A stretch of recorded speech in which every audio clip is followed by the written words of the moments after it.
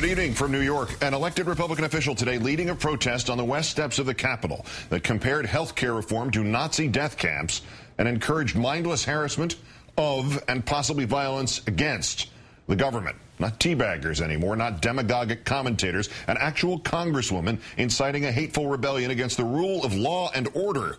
Her name is Michele Bachmann. Our fifth story in the countdown. As if that were not bad enough, Ms. Bachmann today joined by the House Minority Leader, as well as countless other GOP representatives. This orgy of veiled threat and not-so-veiled racism of white power minority rule now fully the province of the Republican Party. Welcome to the coup. Congressman Bachmann staging what she tried to claim was a spontaneous meetup of opponents to health care reform. If 25 buses paid for by the AstroTurf group Americans for Prosperity could be considered spontaneous, an estimated 4,000 people today answering Ms. Bachmann's call, bringing with them on those buses not just their misunderstanding of health care reform, but also their hatred of President Obama, as well as pure hatred, period. Li Fang at thinkprogress.org taking these photographs of a sign that reads, National Socialist Healthcare, Dachau, Germany, 1945, superimposed over the horrific images of the corpses from Dachau. Other signs slightly less shameful, but many in no way related to health care. Congresswoman Bachmann urging these people to rebel. It was Thomas Jefferson who said, a revolution every now and then is a good thing. What do you think? You feel so good right now, and we, the members of Congress that are gathered on the steps for this press conference, are so honored that you are here. Press conference. The geniuses at the Republican Study Committee trying to rebrand today's event, not as a protest nor a rally, but as a press conference, urging House staffers in an email last night to please make sure your boss does not term this event a rally. Does any of this sound like a press conference to you? Who will kill this bill? You will. You will. And we must. The Constitution of the United States starts with three very powerful words. We, the people, and we, the people, are speaking. Nancy Pelosi, listen. Fellow patriots, go tell your congressman you're not going to eat this rotten, stinking fish that is Pelosi health care. We're going to put a stop sign in front of her steamroll of socialism. Go to it, patriots! That man is a doctor, and someone has an appointment to see him. At least Congressman Brown knows how the Constitution starts. The Republicans' top dog can't even cite the correct document. I'm going to stand with you and all freedom-loving Americans against this bill. This is my copy of the Constitution. And I'm going to stand here with our founding fathers who wrote in the preamble, we hold these truths to be self-evident, that all men are created equal, that they are endowed by their Creator with certain unalienable rights, that among these are life, liberty, and the pursuit of happiness.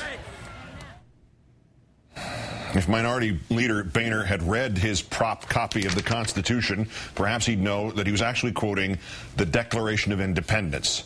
Or maybe he thinks that's the same thing as the Constitution. Which might explain the Republican health care bill, Minority Leader Boehner's office having falsely claimed that that bill, once it was finally revealed, would, one, cover millions more Americans than the Democrats' bill would. In fact, it would cover millions fewer Americans, making the nation's health care crisis that much worse. The Congressional Budget Office, in its analysis of the bill, determining that the Republicans would leave 52 million Americans uninsured. Right now, there are 46 million in this country without coverage, which means that under the Republican plan, 6 million more Americans would become uninsured. And the GOP's bill's impact on the deficit, it would be $36 million worse than the impact of the Democratic bill. Time now to call in our own Eugene Robinson, Associate Editor and Pulitzer Prize-winning columnist of the Washington Post. Gene, good evening. Evening, Keith. Today we saw a member of Congress encouraging harassment of the government, fomenting, her word was revolution, and her behavior was sanctioned by her colleagues, the Republican leadership of the House of Representatives. And I recall that during the previous administration, if you disagreed with policy and just said it, let alone staged some sort of protest with banners and references to the Second World War, you immediately got branded a traitor. There seems to have been some kind of a shift of terminology in these times. Your recollection is correct. I think it was more a shift of party and control of the White House and both houses of Congress, and I think that the outrage that was displayed at criticism of the president in a time of war a few years ago was situational, and seems to no longer apply when a certain party is no longer in charge.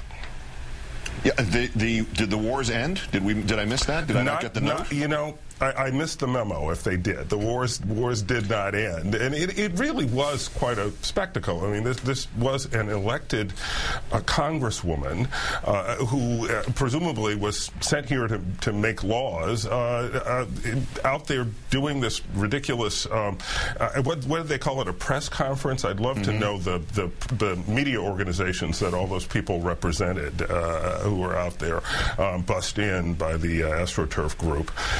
It was frankly appalling, but that's Michele Bachmann. But it's always been appalling, and it's always been Michele Bachmann, and I don't think she has any idea of what she's doing, truly, and its possible impact. But today was when the Republicans say, we own this. There's racism in here, there's bigotry, there's refusal to acknowledge the outcome of an election that was a pretty clear-cut decision.